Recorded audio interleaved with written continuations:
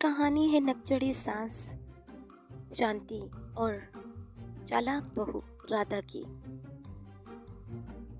अरे राधा, ओ राधा, किधर हो? कहाँ हो? एक तो तुम्हें तो मेरी कोई बात भी सुनाई नहीं देती है। कब से तुम्हें आवाजें दे रही हूँ, अभी तक तो तुम्हें मेरी कोई आवाज नहीं है। जब देखो मोबाइल के साथ लगी रहती हो। अरे माँ जी, क्या हो गया है? क्यों इतना चिल्ला रही हो? अरे अभी तो मुझे आपकी आवाज़ आई है और मैं कौन सा कोई मोबाइल के साथ लगी हुई थी। जैसे ही मुझे तुम्हारी आवाज़ आई है तो मैंने फ़ौरन से आपकी आवाज़ का जवाब दिया है। हाँ, अब बोलो, क्या बात है? क्यों मुझे इतनी ज़ोर ज़ोर से बुला रही हो? पूरा घर सर पे उठा के रखा है। हाँ रे, अब तो तुम्हें यही लगेगा कि मैं चिल्ला रही हूँ, शोर मचा रही हूँ। दिन के खाने का क्या हुआ? अभी तक खाने की तुमने कोई तैयारी नहीं की है। और अच्छे से खाना बनाना, कल की तरह मत बनाना, बहुत ज्यादा नमक था उसमें। अरे ओ बहू, अरे इधर आके देख, तेरे कानों में क्या आ गया है जो तुझे मेरी आवाज नहीं आती है।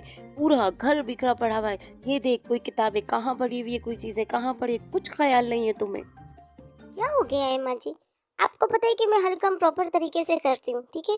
मुझे पता है यहाँ पे सब बिखरा पड़ा हुआ है। ये भी आपके साहबजादे ने किया है सारा काम, ठीक है? मैं अभी आके इसको सेट करती हूँ।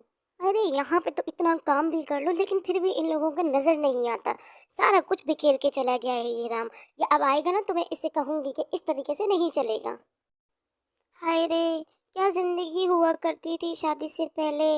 बस आराम, मस्ती, खेल-कूद और सब सोना ही सोना। यहाँ तो झाड़ू मार-मार के मेरी कमर भी दर्द हो गई है। जब देखो काम, काम, काम, काम। यहाँ पे तो कोई लाइफ है ही नहीं मेरी। बस हो गया क्या। यार? क्यों तुम इतना मुंह चढ़ा के बैठी रहती हो? चलो मुझे बताओ क्या वजह है।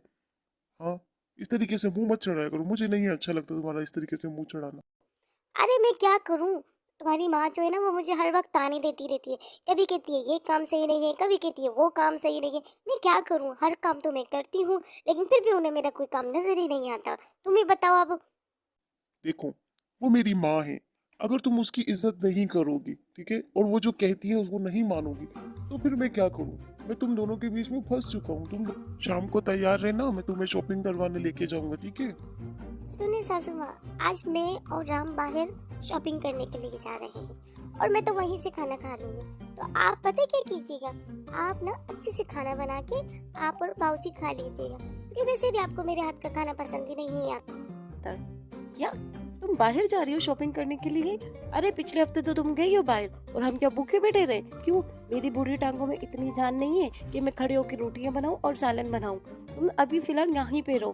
मैं राम से पूछती हूँ कि वो तुम्हें क्यों लेके जा रहा है। रुको, मैं अभी बुलाती हूँ उसे। अरे सुन, तुझे क्या हमारी परवाह नहीं है? तू अपनी बीवी को लेकर तो बड़े मजे से शॉपिंग करने जा रहा है। उसने तो मुझे कह दिया है कि खाना तुम खुद बनाओ और बाबूजी के लिए भी खुद बनाओ। मेरी बूढ़ी हड्डियों में इतनी जान कहाँ है कि मैं खाना बना सकूं। ठीक है माँ, जैसा आप कहती हो। मैं राधा को लेके शॉपिंग के लिए नहीं लेके जाऊंगा। आप आराम करो, राधा खाना भी बनाएगी और यहीं रहेगी। हम लोग फिर कभी चले जाएंगे। राधा, तुम घर में खाना बनाओ, ठीक है? माँ का ख्याल रखो, माँ के घुटनों में दर्द है। हम फिर कभी शॉपिंग के लिए चले जाएंगे। कौन सा कोई मार्केट भागी जा रही है? ये मैं तो अपने मकसद में कामयाब हो गई। देख, जा जा शॉपिंग के लिए, अब तू जा ना। देख ले, मैंने अपने बेटे को मना किया और वो मना हो गया। अब तो तू शॉपिंग पे नहीं जाएगी। चल खाना बना जल्दी से। इस बुढ़िया को तो सबक सिखाना ही पड़ेगा। ये मेरी जान पे अज़ाब बनती जा रही है। अब तो कुछ करना ही पड़ेगा, बहुत महंगा पड़ेगा तुम्हें सासू माँ। ये मेरा आज का शॉपिंग रुकवाना। बात सुन बहू, मैं तुम्हारी माँ जी को लेके कुछ दिनों के लिए मुंबई जा रहा हूँ, ठीक है?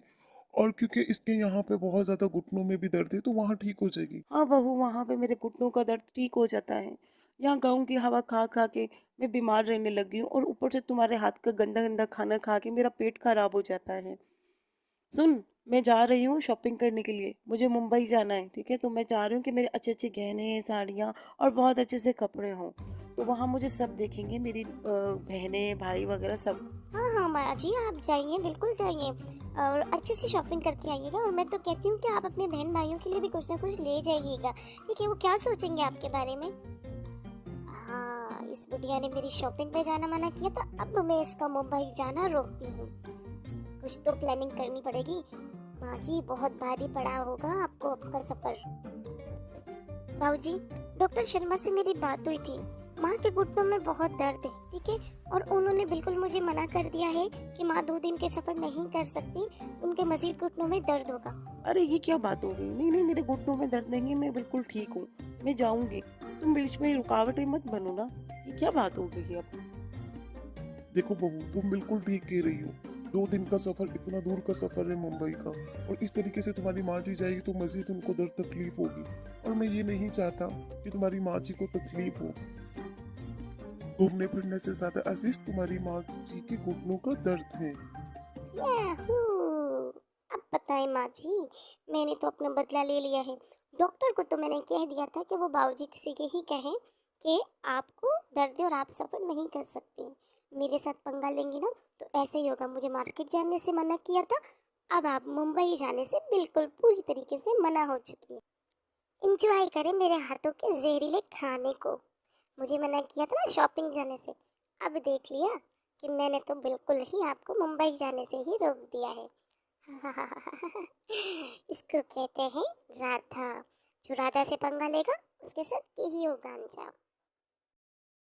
ए, इधर आके देख, तेरे कानों में क्या आ गया है जो तुझे मेरी आवाज नहीं आती है?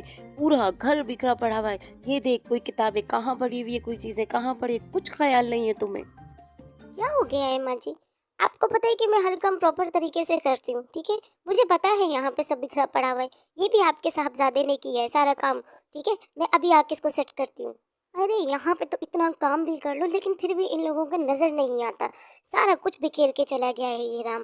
ये अब आएगा ना तो मैं इससे कहूँगी कि इस तरीके से नहीं चलेगा। हाय रे! क्या ज़िंदगी हुआ करती थी शादी से पहले। बस आराम, मस्ती, खेल-कूद और सब सोना ही सोना।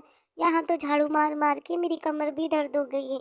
जब देखो काम, काम, काम, काम। यहाँ पे तो कोई लाइफ है ही नहीं मेरी। बस हो गया क्या यार, क्यों तुम इतना मुंह चढ़ा के बैठी रहती हो? चलो मुझे बताओ क्या वजह है। हाँ, इस तरीके से मुंह मत चढ़ाया करो, मुझे नहीं अच्छा लगता तुम्हारा इस तरीके से मुंह चढ़ाना। अरे मैं क्या करूँ? तुम्हारी माँ जो है ना वो मुझे हर वक़्त ताने देती रहती है। कभी कहती है ये काम सही नहीं है, कभी कहती है वो काम सही नहीं है। मैं क्या करूँ? हर काम तो मैं करती हूँ, लेकिन फिर भी उन्हें मेरा कोई काम नज़र ही नहीं आता। तुम ही बताओ अब। देखो, वो मेरी माँ है। अगर तुम उसकी इज्जत नहीं करोगी, ठीक है, और वो जो कहती है उसको नहीं मानोगी, तो फिर मैं क्या करूँ? मैं तुम दोनों के बीच में फंस चुका हूँ। तुम शाम को तैयार रहना, मैं तुम्हें शॉपिंग करवाने लेके जाऊंगा, ठीक है? सुनिए सासू माँ, आज मैं और राम बाहर शॉपिंग करने के लिए जा रहे हैं और मैं तो वहीं से खाना खा लूँगी। तो आप पता है क्या कीजिएगा? आप ना अच्छे से खाना बना के आप और बाबूजी खा लीजिएगा, क्योंकि वैसे भी आपको मेरे हाथ का खाना पसंद ही नहीं आता। क्या तुम बाहर जा रही हो शॉपिंग करने के लिए? अरे पिछले हफ्ते तो तुम गई हो बाहर, और हम क्या भूखे बैठे रहे?